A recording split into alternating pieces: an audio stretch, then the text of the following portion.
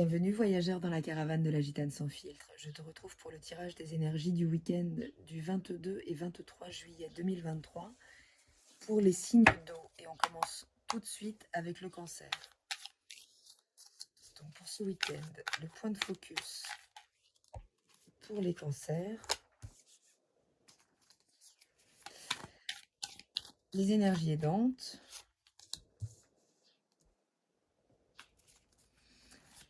Le point de vigilance.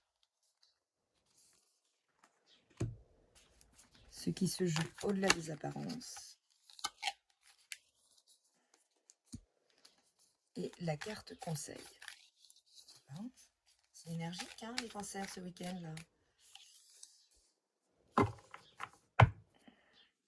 Et bon anniversaire au dernier cancer du zodiaque, puisque nous passons dans les énergies du lion ce week-end. Le point de focus, les cancers, eh ben oui, c'est énergique. On parle du chariot. Le chariot, c'est vraiment une carte hyper, j'ai envie de dire, j'allais dire speed, mais en tout cas très réactive, qui nous invite vraiment à l'action dans le monde. Donc il y a quelque chose, on sent la fougue de ce cheval qui est éclairé par sa conscience et qui vraiment, là, peut entamer sa course. Il y a quelque chose de très rapide avec le chariot et il part vraiment. Là, on a un denier autour de du cou de ce cheval et on est vraiment pour le coup dans une invitation à ouvrir un champ d'opportunités. Il y a quelque chose de très déterminé avec le chariot. Et la carte aidante, c'est la tour. Bon, on la préfère vraiment à cet endroit puisqu'elle vient, elle, cet arcane majeur. On est sur une deuxième arcane majeure, donc on est quand même sur des énergies assez fortes sur le week-end, les cancers. On vient vraiment là déstabiliser une structure, mais pour libérer ce nouveau potentiel de feu là. Il y a quelque chose qui était très installé, très monolithe depuis longtemps, et ici effectivement on reçoit la foudre, l'événement, l'information, la rencontre, l'idée, mais qui vient vraiment, qui vient casser la cime en fait. Non pas ça fracasse pas les fondations de la tour, mais ça vient casser sa cime pour libérer vraiment ce feu-là du désir qui va sans doute accompagner du coup ce chariot dans sa quête. Ah, on a deux cartes, très bien. Je n'avais pas vu. Eh bien, on va les prendre. On a une vigilance sur le 7 de denier, d'accord. Et on a une vigilance sur le 10 de coupe.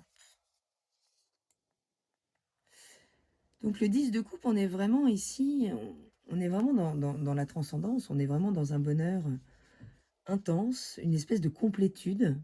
J'ai envie de dire, on est nourri et tout se nourrit. Ok, donc ça c'est... Alors, comment se méfier de ça? Peut-être par une forme d'inertie, le fait de... C'est peut-être un rappel d'être vigilant, à ne pas trop se reposer sur ses acquis et à les savourer, à vraiment savourer l'instant, de ces partages intenses, de ces joies, de ces moments d'échange, de partage, de bonheur, et ne pas les prendre pour acquis. Voilà. Et avec ce set-là de denier, pour le coup, on nous parle de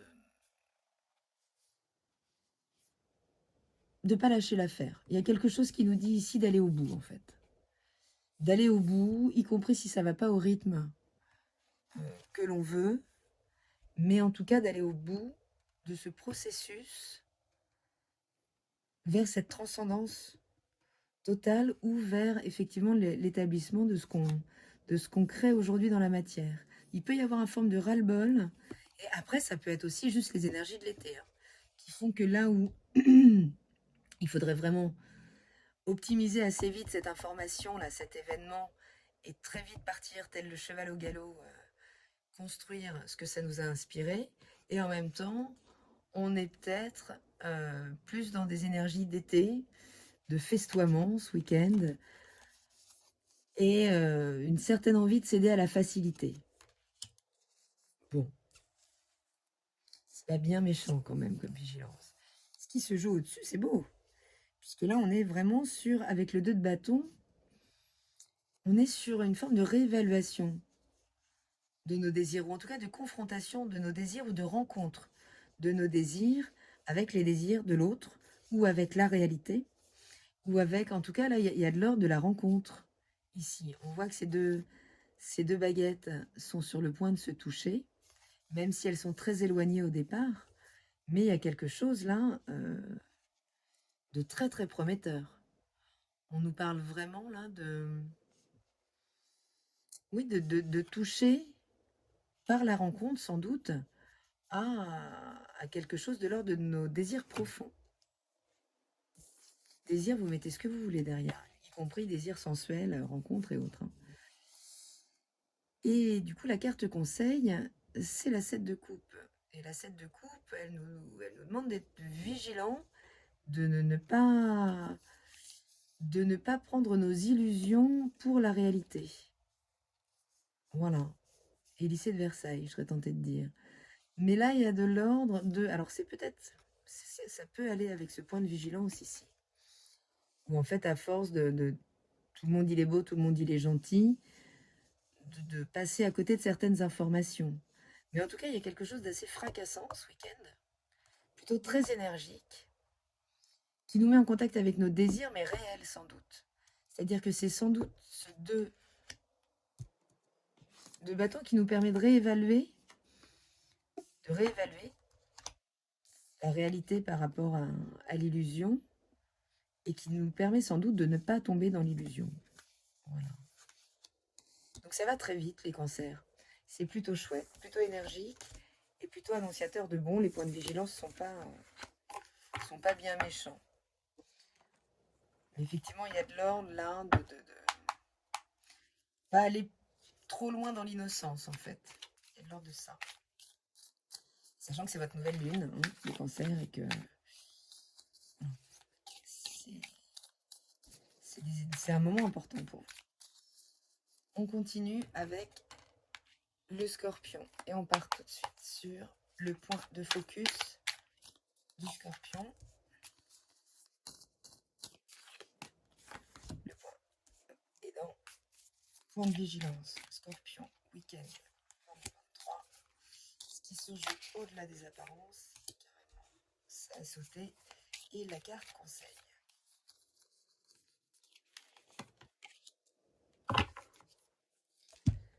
Le point de focus, les scorpions, ce week-end, il se fera sur le fils de coupe. Bon. Week-end romantique en perspective, potentiel, en tout cas pour les scorpions. Et les énergies aidantes, alors c'est pas commun hein, d'avoir le 5 d'épée en énergie aidante, c'est que là on est vraiment dans un conflit mental quand même. Il y a vraiment quelque chose qui nous ronge. Il y a vraiment quelque chose qui nous ronge. Et là, c'est l'invitation, c'est clairement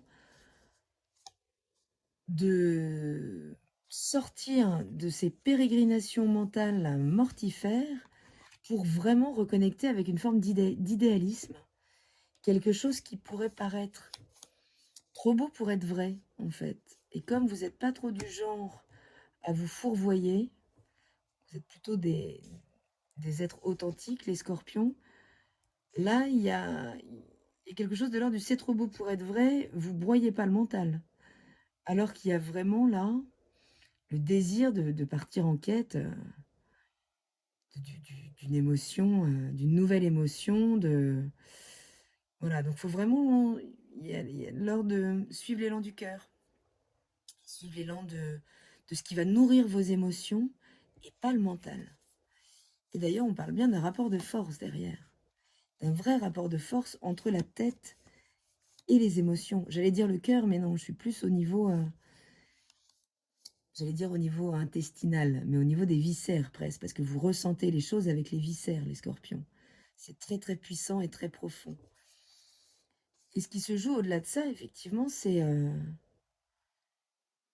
pouvoir entrer en rapport de force, mais avec son système de pensée.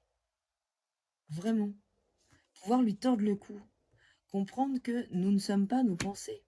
C'est vraiment l'ego qui pense, qui crée ses pensées. Mais il arrive qu'on puisse capter les pensées de celui d'à côté. Et si c'est une émotion, c'est la même chose en fait. On est des êtres beaucoup plus poreux que ça.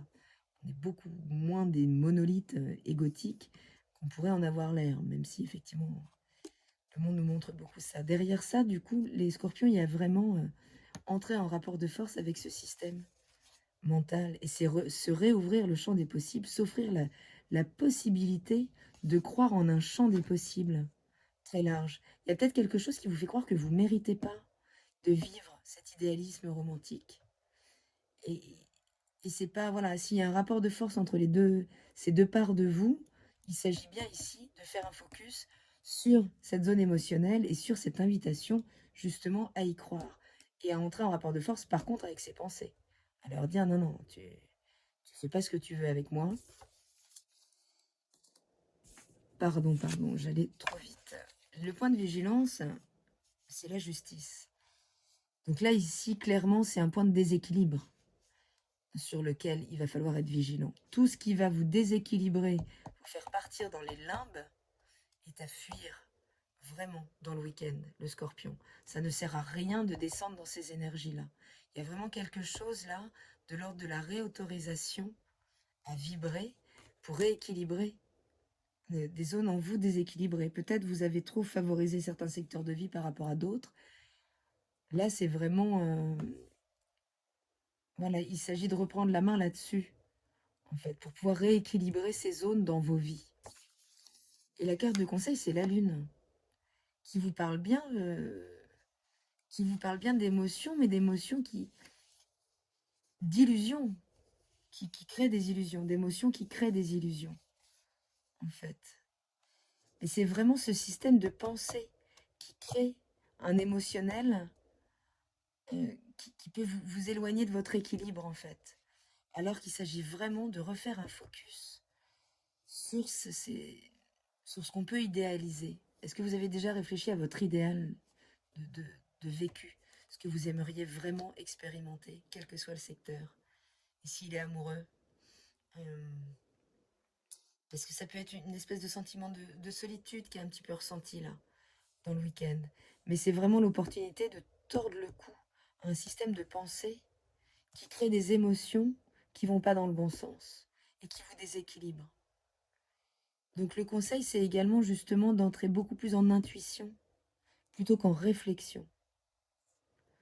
Et vous palpez vraiment les choses, vous les ressentez de manière très, très profonde. Donc faire le tri.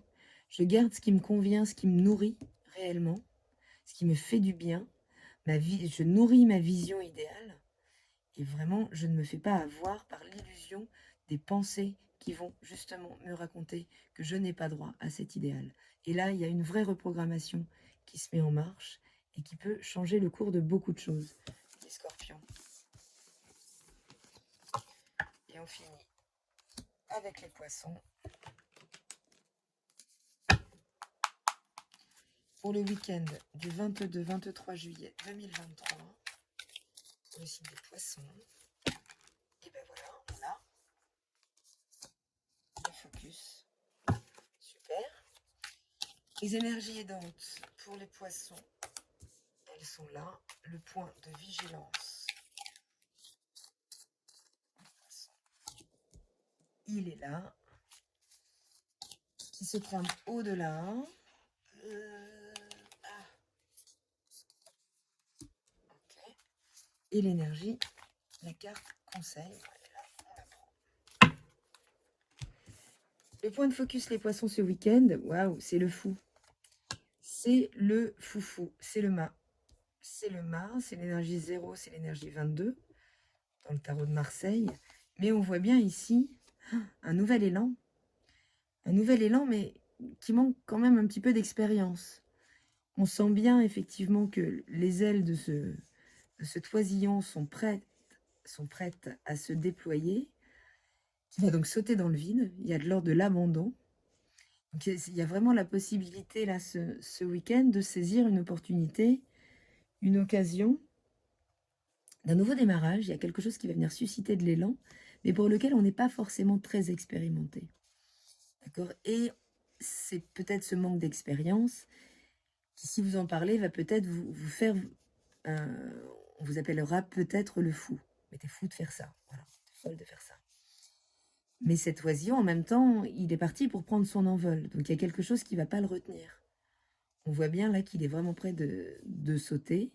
Oui, il peut se fracasser, c'est vrai. En fait, il y a un potentiel total par rapport à ce que vous allez pouvoir connecter. Mais il peut aussi prendre son envol, et son envol réel. Donc il y a vraiment, dans l'art et la manière de recevoir l'information, l'événement, dans la maturité que vous mettrez.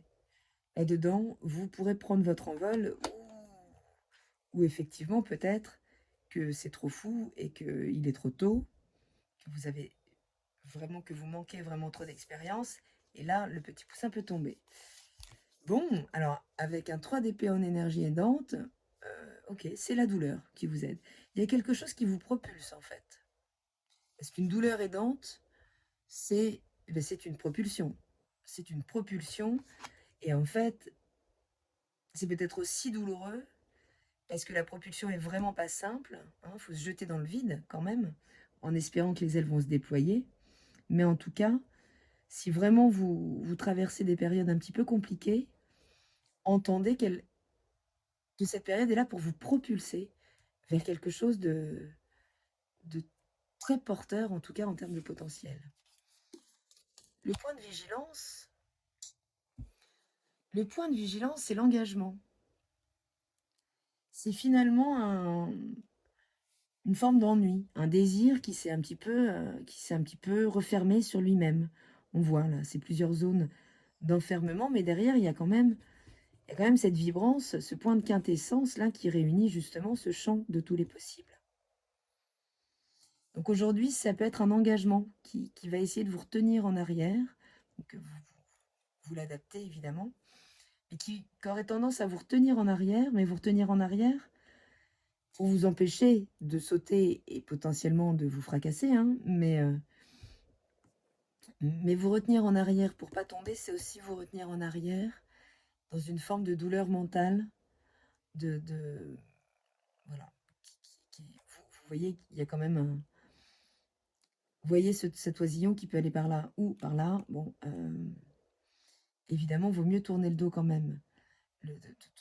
Enfin, se servir de ce moteur-là, qui est une douleur sans doute extrême. Il y a sans doute eu des peines peut-être très très denses, mais il fallait en arriver là pour déclencher le mouvement.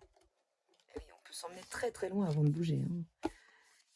Par peur justement de fracasser un engagement aussi, par peur de défaire un engagement.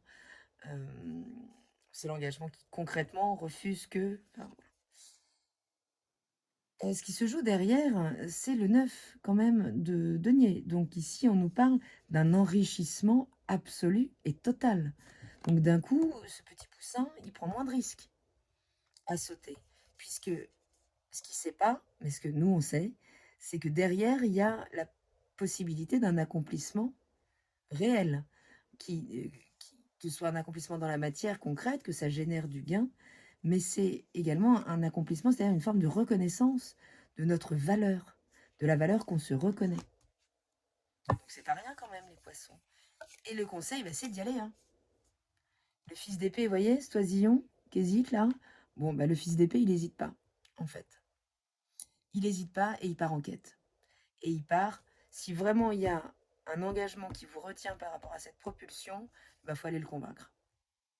Il faut aller le convaincre parce que de toute façon, il n'y a un peu rien ni personne qui vous retiendra par rapport à cet élan qui est offert ce week-end. Alors, soit l'élan est offert, soit effectivement c'est la douleur qui va se présenter, mais voilà, j'espère que le lien est assez clair sur ce qui peut se jouer, parce qu'en tout cas, on a effectivement des oiseaux qui sont prêts à prendre leur envol, qui sont retenus en arrière, soit par une forme de douleur, ça peut être la douleur aussi de se séparer d'un engagement qui peut nous empêcher, mais en tout cas, ce qui est sûr, c'est qu'il faut sauter, puisque la promesse derrière, elle est extrêmement enrichissante.